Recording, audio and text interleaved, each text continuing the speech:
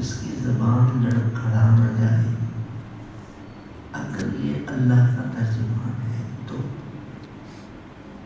یہ قرآن کا ترجمان کسی آیت کا ترجمہ غلط نہ ہو جائے. کیوں کہ اس سے قرآن کی توہین ہو جائے. اسی طریقے سے ڈاکٹر ہے، وہ اپنے فرائض کو پہچان لیتا ہے دوران تعلیم کہ میں یہ علم تو حاصل کر رہا ہوں، لیکن کس کے لیے حاصل کر رہا ہوں وہ ذہن بنا لیتا ہے کہ میں مریض کے لیے حاصل کر رہا ہوں. اسی طریقے سے دوسرے شعبے ہیں. تو ہم اپنے آپ کو سب سے پہلے تو یہ کہ ہم مخلوق ہیں، خالق نہیں ہیں. ہم مخلوق ہیں، خالق نہیں ہیں. جب ہم خالق نہیں ہیں تو خالق ایک ہے. بے شک. اگر مخلوق ہیں تو ہزارہ مخلوق ہیں. اور قرآن کا میسج ہے کہ ہم نے کسی بھی مخلوق کو بیکار پیدا نہیں کیا، غیر ذمہ دار پیدا نہیں کیا، بلکہ ہر ایک کی ذمہ داری کو کیا پہچانا ہے. قرآن مجید میں اگر ہم جائیں تو اللہ تعالیٰ کی ایک مخلوق فرشتے ہیں. بے شک. اس کائنات کا نظام اللہ نے ان فرشتوں کے سپرد کیا ہوا ہے. مثال کے طور پر اللہ کا کوئی پیغام لے جانے والا ہو اور اس کے رسول کا پیغام کوئی اللہ کو پہنچانے والا ہو، تو یہ اللہ تعالیٰ نے ایک نظام بنایا ہے کہ اس کو جبرائیل کہتے ہیں. اس فرشتے کا نام فرشتہ ہے لیکن اس کو کیا کہتے ہیں؟ جبرائیل. اس کے ذریعے کیا لگایا ہے کہ جب مجھے کسی چیز کی خواہش ہوگی اپنے بندوں سے تو میں تجھ سے کہوں گا تو میرا پیغام لے کر جو ہے. اب یہ جو وحی کا سلسلہ ہے، یہ وحی ہمارے ذہن میں یہ آتا ہے کہ بس نبی پر ہی وحی نازل ہوتی ہے. ایسی بات نہیں ہے. صرف رسول پر ہی وحی نازل ہوتی ہے، ایسی بات نہیں ہے. بلکہ وحی کو ہم ڈیفائن کریں تو ایک ذرہ جو ریت کا ہے نا، اس کو بھی وحی نازل ہوتی ہے. واہ. اور درخت کا جو ایک پتا ہے اس کو بھی وحی نازل ہوتی ہے. اگر سمندر کے پانی کو قطرے قطرے کر دیا جائے تو اس کو بھی وحی نازل ہوتی ہے. قرآن کہتا ہے کہ جو کچھ زمین میں ہے ہم اس کو وحی کرتے ہیں. واہ. جو کچھ آسمان میں ہے وہ ہم اس کو وحی کرتے ہیں، اور جو کچھ زمین و آسمان میں ہے اس کو ہم وحی کرتے ہیں. وحی کا مطلب کیا ہے کہ مخلوقات کے نظام کو منظم کرنے کا کیا ہے حکم ہے. وحی جانوروں کو بھی حاصل، وہی غیر معصوموں کو بھی وہی معصوموں کو بھی. تو ہم اپنے ذہن کو قرآن کے مطابق کھولیں گے تو محدودیت سے ہم نکلیں گے، اور جب محدودیت سے نکلیں گے تو پھر ہمیں علم میں کیا ہے برکت ہوگی. یہ حضرت موسیٰ کی والدہ کو وہی ہوئی کہ یہ اپنے بچے کو باکس میں بند کر کے دریا میں ڈال دو. بے شک بے شک ہم اس کے مستقبل کو جانتے ہیں، بے شک تم اس کے مستقبل کو نہیں جانتے. اگر ماں ہے نا، اس کو کہا جائے کہ تابوت میں بند کرو، بکسے میں بند کرو، اور کیا ہے ڈال دو. باقاعدہ وہی ہوئی، اس کو ہم تمہارے پاس واپس لائیں گے اور دشمنوں کے ہاتھ سے تم تک کیا ہے پہنچائیں گے. یہ واقعہ کیا ہے کہ خیر معصوموں کو بھی کیا ہے وہی ہوتی ہے، معصوموں کو بھی کیا ہے وہی ہوتی ہے. وہی کا معنی یہ ہے کہ اللہ کا حکم اتنی تیزی سے پہنچ جائے کہ وہ اس پر فوراً عمل درآمد ہو جائے. سلوات بھیج دیجیے.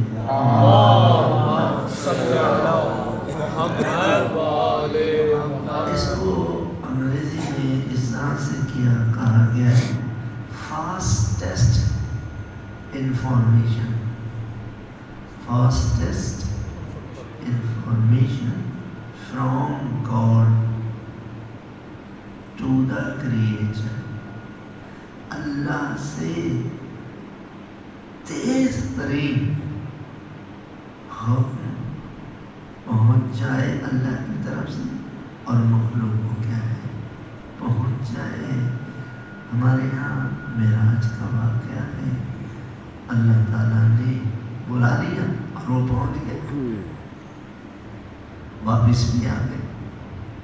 اتنے عرصے میں معراج دکھا دیا، گئے بھی آئے بھی. کتنی جلدی گئے کتنی جلدی آئے، صرف اتنا ہی بتایا ہے کہ جس وقت گئے تھے دروازے سے تو کنڈی بھی ہل رہی تھی، اور جس بستر پر سوتے ہوئے گئے تھے وہ بستر بھی گرم تھا. اس کی رفتار آپ کو اندازہ جو ہے وہ لگا لیجیے. آج کے دور میں یہ اندازہ لگانا کوئی مشکل بات نہیں ہے. لیپ ٹاپ کھولیں، آپ موبائل کھولیں، میسج لکھیں، بس انگلیوں کا کھیل ہے. میسج لکھا اور جناب یعنی دنیا کے کسی بھی گوشے کے اندر آپ نے سینڈ کر دیا، فوراً 1 ٹک نظر آیا، 2 ٹک نظر آیا. 1 ٹک سے کیا مراد ہے کہ آپ کے موبائل سے نکل گیا، اور 2 ٹک سے کیا مراد ہے کہ اس کے موبائل تک کیا ہے پہنچ گیا. یہ کام کتنے عرصے میں انجام ہوا ہے، یہ بات کو سمجھانے کے لیے دیکھو. ہم پہ شک نہ کرنا. جب ہم ایسا انسان بنا سکتے ہیں کہ جو لمحات کے اوپر آگے جا رہا ہے، تو پھر ہم باقی چیزیں بھی کیوں غرض ہم انسان ہیں. فرشتوں کو بھی خلق کیا ہے اور فرشتوں کی ذمہ داری بھی ہے علیحدہ علیحدہ. ایک نظام ہے باقاعدہ. جب سے فرشتوں کو خلق کیا ہے، جن کو حکم ہے رکوع کرو، آج تک رکوع میں پڑے ہوئے ہیں. بے شک بے شک. جس کو حکم ہے تم سجدہ کرو، سجدے میں تمہارے سجدوں کی ضرورت نہیں واہ ہے. واہ. سجدوں کی ضرورت ہوتی ہے تو پھر یہ مخلوق سجدہ بھی کر رہی ہے، یہ مخلوق رکوع بھی کر رہی ہے، یہ مخلوق قیام بھی کر رہی ہے. لیکن فرشتے 2 قسم کے کیے ہیں. ایک جس کی ذمہ داری انفرادی ہے اور ایک اجتماعی. انفرادی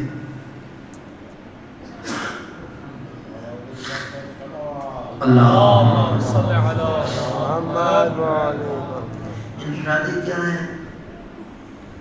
اس طرح ابھی ہم نے نماز پڑھی، یہ دو طرح کی نماز تھی، عمل ایک ہی تھا، قیام سب نے ایک ہی کیا لیکن جماعت کے ساتھ کیا، رکوع سب نے اپنا اپنا کیا لیکن جماعت کے ساتھ کیا، سجدہ ہر ایک نے اپنا اپنا کیا لیکن جماعت کے ساتھ کیا۔ اس چھوٹے سے عمل نے اللہ کی نگاہ میں ہمارے اس عمل کو کیا بنا دیا۔ دیکھیے دو چیزیں ہو گئی نا، انفرادیت بھی اور اجتماعیت بھی۔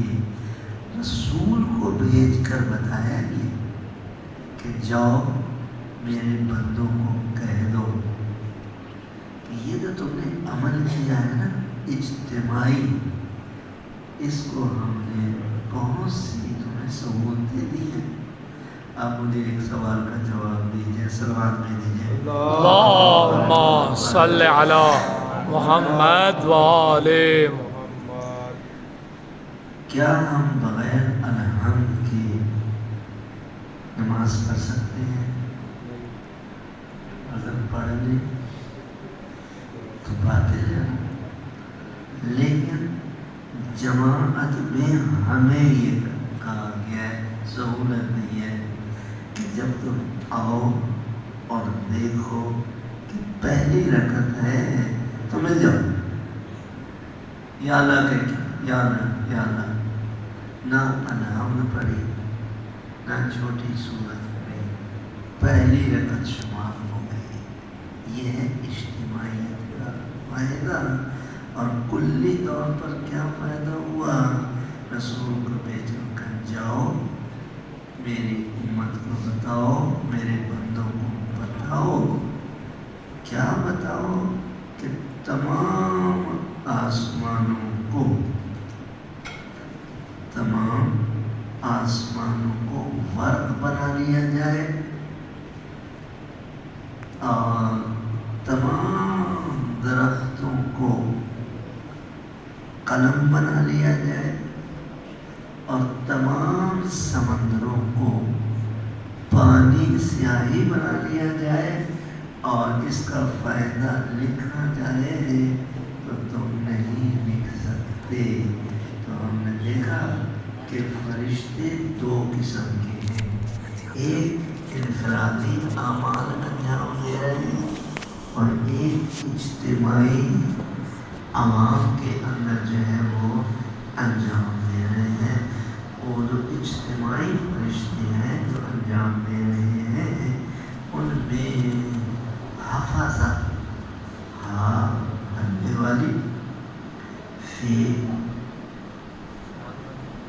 زوئے حفظہ، حفظ حفظہ، یعنی یہ وہ فرشتے ہیں جو ڈیمانڈ پر ملتے ہیں۔ جو کیا ہے، اگر ہمیں خطرہ محسوس ہو تو ہم چلے جاتے ہیں نا، کہاں چلے جاتے ہیں؟ یہ ایس ایچ او کے پاس چلے جاتے ہیں، پولیس اسٹیشن چلے جاتے ہیں، ڈیمانڈ کرتے ہیں نا، اب وہ دیتے ہیں۔ جب یہ دیتے ہیں اور ہماری زندگی کو بچانے کی کوشش کرتے ہیں، جب اس سے ہم مانگتے ہیں تو وہ دیتا ہے، لیکن مانگنا پڑے گا۔ اگر مانگیں گے تو ملے گا۔ جب گھر سے نکلے تو ہم اللہ سے مانگے، کتنی مرتبہ مانگے؟ 3 مرتبہ، زیادہ نہیں۔ یا حافظ یا حافظ یا حافظ، 3 مرتبہ حجت ہو جاتا ہے کہ اللہ سے ہم نے کیا ہے مانگا ہے۔ اللہ تعالیٰ وہ فرشتے جن کی ڈیوٹی حفاظت کی ہے وہ فوراً اترتے ہیں ایک لمحے سے پہلے۔ اب دیکھیں ایک موجود ہے تو ایک لمحے سے پہلے کیا ہے اتر رہا ہے، وہ ہمیں لرزے میں لے لیتے ہیں۔ جب وہ ہمیں لرزے میں لے لیتے ہیں تو تو یہ لے کر باحفاظت لے کر بھی جاتے ہیں اور باحفاظت کیا ہے لے کر بھی آتے ہیں. یہ ہے فرشتوں کا نظام. ہماری جو بحث چل رہی ہے کہ انسان اپنے آپ کو پہچانے. جب تک انسان شناسی نہیں ہوگی اس وقت تک ہم اپنے فرائض سے کیا ہے آگاہی نہیں ہوتے. تو پہلی قسم کیا ہے وہ فرشتوں کی ہے. دوسری قسم کیا ہے صلوات دیجیے.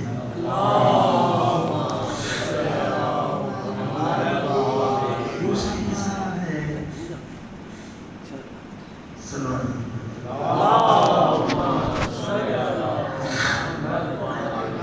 جو اپنے اجتماعی فرائض انجام دے رہے ہیں. سورج یہ نکلتا ہے تو صرف مسلمانوں کو روشنی نہیں دیتا بلکہ جو بھی اللہ کا بندہ ہے اس کو روشنی اور رحمت دیتا ہے. اسی طریقے سے چاند جب نکلتا ہے تو یہ صرف مسلم اور میں اللہ تعالیٰ کر سکتا ہے ایسا نہیں ہے. کر سکتا ہے کہا نہیں میں ایسا کروں گا نہیں. کیوں کہ جب میں نے دعویٰ کر دیا کہ میں رحمان ہوں تو میں تمام بندوں کے لیے رحمان ہوں. اور جب میں نے دعویٰ کر دیا رحیم ہوں تو میں تمام بندوں کے لیے کیا ہے رحیم ہوں. اسی طریقے سے ستارے ہیں یہ ان کو کہتے ہیں جمادات. جمادات یہ ہے جسم تو رکھتے ہو لیکن اس میں گروتھ نہ ہو. جسم رکھتے ہو اس میں گروتھ نہ ہو. مثال کے طور پر بیج ہے یہ بڑھتا ہے اس میں کیا ہے گروتھ ہے. سورج اللہ تعالیٰ نے پہلے ہی دن سے کن فیکون بس اس جملے کے ساتھ وجود میں آیا. اسی توانائی کے ساتھ آج بھی وجود میں ہے. اور جب تک الی اجل مسمى جب تک خدا اس کو قائم رکھے گا اس وقت تک کیا ہے یہ اسی طرح. ایسا نہیں ہے ہمارے پہلے زمانے میں 4 آنے کا سکہ چلتا تھا 8 آنے کا سکہ چلتا تھا 1 روپے کا سکہ چلتا تھا. ایسا نہیں ہے. چاند سورج پہلے چھوٹا سا ہو پھر بڑا ہو پھر اس سے بڑا ہو ایسا اس کو کہتے ہیں نبو. تو اللہ تعالیٰ کی دوسری مخلوق جو ہے وہ یہ جمادات ہے. تیسری مخلوق جو ہماری خدمت میں شب و روز مصروف ہے. ایسا نہیں ہے کہ بس ہم اپنی ہی زندگی کے ایسا بات نہیں ہے. تیسری مخلوق ہے نباتات. نباتات وہ ہے کہ جو جسم بھی رکھتے ہیں نمو بھی رکھتے ہیں. آپ نے دیکھا کبھی آم کھا رہے ہیں تو یہ نباتات سے کھا رہے ہیں درختوں سے کھا رہے ہیں. کبھی کھجوریں کھا رہے ہیں کبھی موسمی پھل کھا رہے ہیں. یہ سارے کیا ہیں نباتات ہیں. ہماری انرجی کو یہ پورا کر رہے ہیں. چوتھی مخلوق ہے حیوانات. تو کہاں سے ہم چلے تھے کہ پہلی مخلوق ہے فرشتے دوسری مخلوق ہے جمادات تیسری مخلوق ہے نباتات اور چوتھی مخلوق ہے حیوانات. حیوانات بھی ہماری بڑی خدمت کر رہے ہیں خادم ہیں. اگر اللہ نے ان کو کہا ہوتا کہ ان کا جا کے شکر ادا کرو تو ہم ان کے آگے ہاتھ جوڑ رہے ہوتے. اے اونٹ تیرا شکریہ کہ تو نے ہمارا سامان وہاں سے یہاں تک پہنچایا. اے بیل تیرا شکریہ تو نے ہمارے ساتھ یہ کیا. اے گائے تیرا شکریہ کہ تو نے ہمیں ڈھونڈنے کا نہیں، ان کے پاس جانے کی ضرورت نہیں، میرے پاس آؤ، بس میرا شکریہ ادا کرنا، ان کا شکریہ ادا کرنا ہے۔ میں نے گائے پیدا کی ہے، اس میں دودھ میں نے پیدا کیا ہے، میں نے اونٹ پیدا کیا ہے، اس بار بردار میں نے حکم دیا ہے کہ دیکھ میرا یہ حکم ہے۔ گویا کہ ہمارے حیوانات میں کیا ہے، خدمت گزار ہے، آخری ہے انسان، جس پوری کائنات کو لے کر چل رہا ہے۔ آپ کا یہ درس ہے، حیوان نہیں چلا رہے، آپ کے اس درس کو فرشتے نہیں چلا رہے، آپ کے اس درس کو نباتات نہیں چلا رہے، آپ کے اس درس کو چلا رہا ہے انسان، جس انسان کو اللہ تعالیٰ نے اتنی صلاحیت دی ہے، اتنی صلاحیت دی ہے کہ وہ پوری کائنات کو کیا ہے، چلا سکتا ہے، اور پوری کائنات کو اللہ نے ایک انسان کے تابع بنایا۔ اللہ تعالیٰ نے پوری امت ایک کے تابع ہے۔ امت کسے کہتے ہیں؟ چلو ہاتھ بھیج دیجیے۔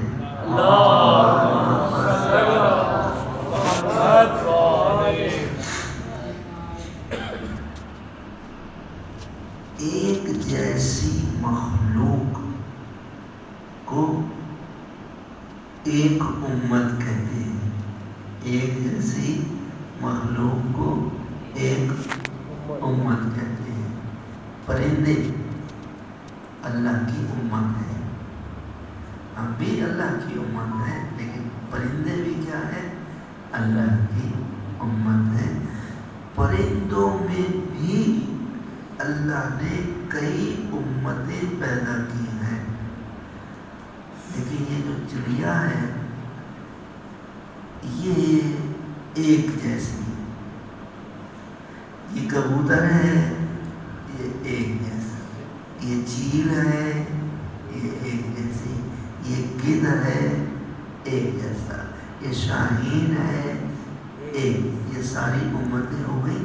امتیں بنا کر اللہ تعالیٰ نے کہا فسواہا فقدر فسواہا، ہم نے ان کی شکل و صورت بھی بنائی تاکہ تم پہچان لو۔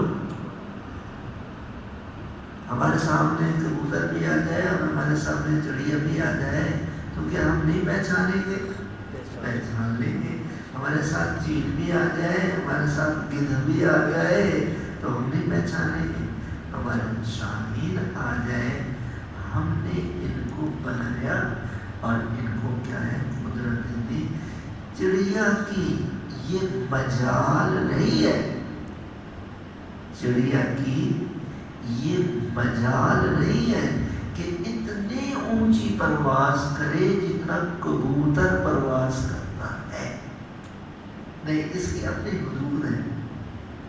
کبوتر کی یہ مجال نہیں کہ اتنی بلند پرواز کرے کہ جتنا کہ کیا ہے، چیل پرواز کرتی ہے۔ چیل کی اتنی پرواز ہے کہ گدھ تک اس کی پرواز نہیں، گدھ کی اتنی پرواز ہے کہ یہ شاہین کی پرواز کا مقابلہ نہیں کر سکتا۔ شاہین کئی مہینے فضا میں رہتا ہے، خدا نے اس کو حکم دیا ہے کہ دیکھ، جب تو نیچے آئے نا، جب تو نیچے آئے زمین کی طرف تو اپنے معیار کے مطابق نیچے آنا ہے۔ تو نے بلندی پر بیٹھنا ہے، تو نے بستی پر نہیں بیٹھنا۔ ہم نے تیرے لیے بلندی کو کیا ہے،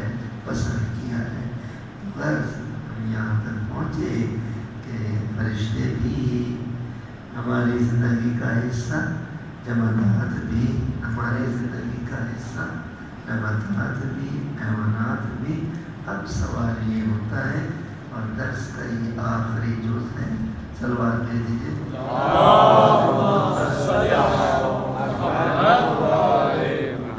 وہ کون سی چیز ہے کہ جس کی وجہ سے اللہ نے انسان کے ماتحت تمام امتوں کو بنا دیا؟